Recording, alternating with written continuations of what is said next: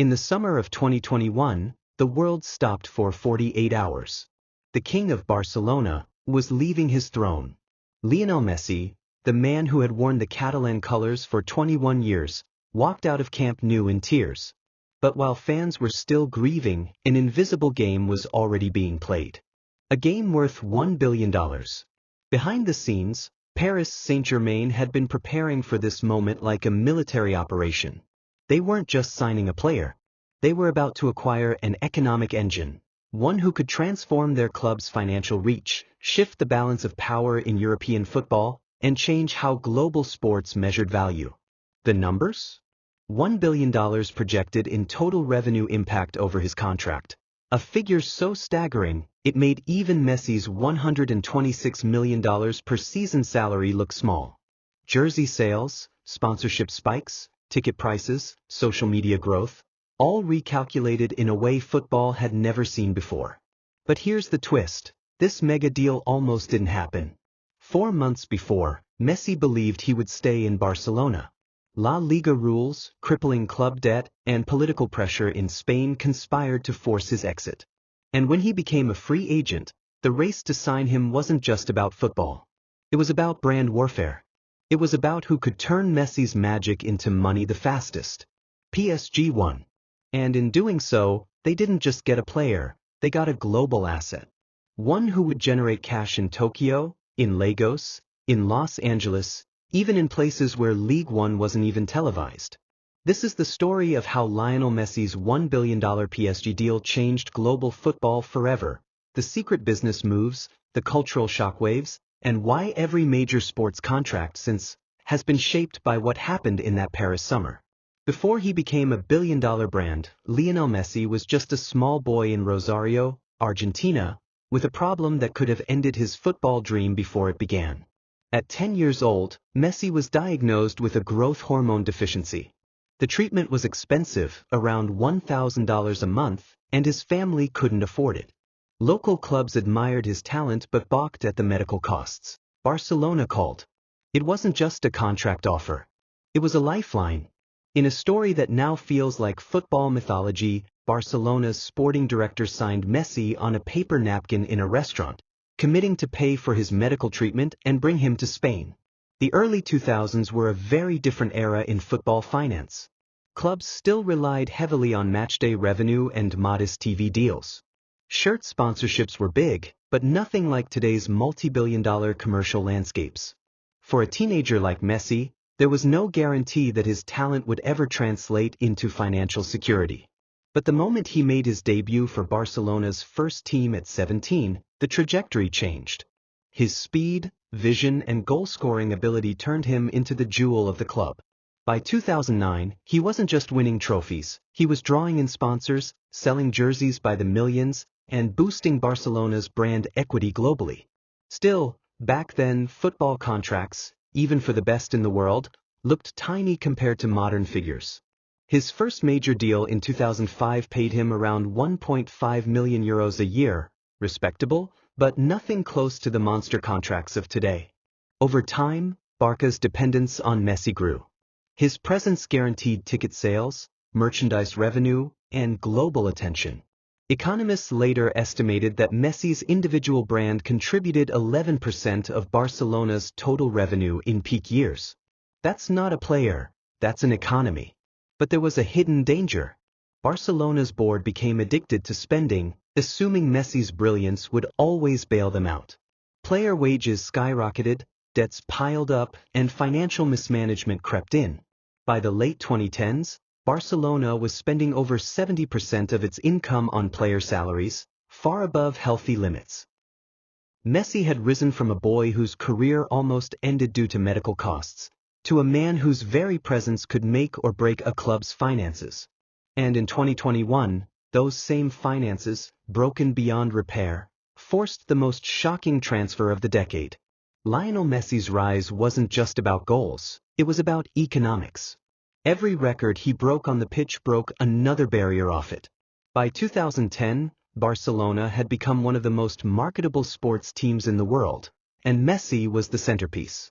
His face was on billboards from Tokyo to New York.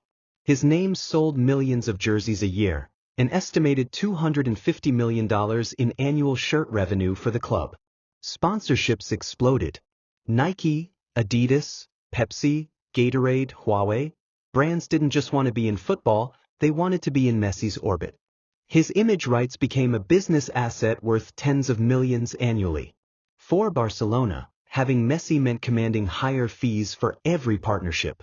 In 2017, the club signed a record shirt deal with Rakuten worth €55 million per season, a deal insiders said was unthinkable without Messi. The TV deals followed. As La Liga marketed itself abroad, Messi versus Ronaldo became the league's biggest selling point. Broadcasters in Asia, Africa, and North America paid premium prices for rights, all because global audiences wanted to watch him. Economists later estimated that Messi alone increased La Liga's international TV value by 20 to 25%, and Messi's own contracts reflected his growing leverage. In 2017, he signed a Barcelona deal worth a reported €555 million over 4 years, leaked later by Spanish media. At the time, it was the largest sports contract ever signed. Critics called it insane. Supporters said it was a bargain, given the revenue he generated. But here's the turning point. By 2019, Barcelona's financial model was stretched thin. They were paying massive wages to aging stars, betting on constant Champions League success to cover costs. When the pandemic hit in 2020, matchday revenue collapsed, sponsorships stalled, and debts ballooned past €1.3 billion. Even with Messi, they couldn't make the numbers work. La Liga's strict wage cap meant the club couldn't register his new deal without breaking financial rules. The irony? Messi's financial power, the same force that made Barcelona rich, had also made him too expensive to keep. This opened the door for PSG. Backed by Qatari wealth and a business model centered on global brand domination, they saw Messi not as a cost, but as an investment with $1 billion upside. And so, the stage was set for one of the most lucrative player moves in history. August 2021. The football world was still in disbelief. Lionel Messi, Barcelona's heart and soul, was officially a free agent. In Paris, the mood was very different. Inside PSG's headquarters, executives moved fast. They knew the competition would be fierce. Manchester City, Chelsea, even MLS clubs were circling. But PSG had something no one else did: Qatari sports investments money, political influence, and a long-term plan to dominate football's global economy. The numbers on the table were staggering. A 2-year deal with an option for a third. Salary, around €35 million net per season, roughly €70 million gross with taxes. A signing bonus of €25 million. A percentage of shirt sales. And image rights structured to maximize both Messi's and PSG's earnings. But here's the real play. PSG's analysts projected Messi would generate $1 billion in economic impact over his contract. First-year shirt sales alone? Over $130 million, with the club selling more than 830,000 Messi jerseys in 24 hours. Social media growth? PSG's Instagram jumped by over 20 million followers in a week. Sponsorship upgrades? New deals with brands like Crypto.com, GOAT, and Dior, all leveraging Messi's reach. And then there was Qatar's bigger picture. Messi's arrival was perfectly timed for the 2022 FIFA World Cup in Qatar. His presence at PSG, a Qatari-owned club, was not just a football signing, it was soft power in motion. The move was a global PR campaign disguised as a transfer. But the deal wasn't without tension. Messi still wanted Barcelona. PSG's sporting director, Lionel, had to personally fly to meet him and his father agent Jorge Messi in Barcelona. Negotiations stretched late into the night. Messi's camp wanted image rights control, Champions League bonuses, and flexibility for post-PSG career moves. PSG agreed, because the upside was too big to lose. On August 10, 2021, it became official. Messi walked out onto the Parc des Princes pitch in a crisp PSG shirt, waving to thousands of fans who had gathered in the streets hours earlier. Cameras from over 150 countries broadcast the moment live. The world wasn't just seeing a football transfer. They were witnessing the start of the most commercially successful player deal in history.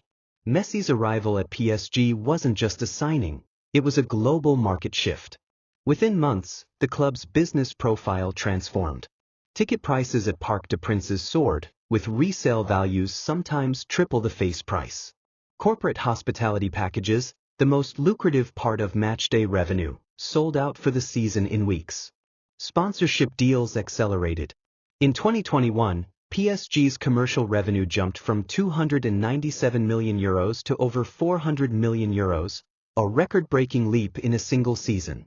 Brands didn't just want the PSG badge anymore, they wanted Messi's face in their campaigns. Dior became the team's official fashion partner. GOAT, a sneaker marketplace, became a sleeve sponsor. Crypto.com signed on as a major partner, reportedly paying €25 million per year. On the digital front, PSG became the fastest-growing sports brand on Instagram, adding over 30 million followers in Messi's first season. That kind of online growth translated into higher advertising rates, bigger global TV audiences, and more leverage in sponsorship negotiations. But the biggest transformation was strategic. Before Messi, PSG's brand was strong in Europe but weaker in Asia, Africa, and Latin America. With Messi, they penetrated markets that had previously been indifferent to French football. PSG shirts suddenly became a common sight in Lagos, Jakarta, Buenos Aires, and Los Angeles. And then came the Qatar connection. As the 2022 FIFA World Cup approached, Messi's presence at a Qatari-owned club was no accident. For Qatar, the deal was part of a broader sports diplomacy play, using football to project influence and prestige on the global stage. When Messi lifted the World Cup trophy in December 2022, wearing a Qatari bisht in front of billions of viewers, the circle was complete. It was a marketing image worth hundreds of millions. Financially, PSG proved something crucial. In modern football, a player's value can't be measured by salary alone. Messi's €35 million per year wage was dwarfed by the commercial revenue he generated.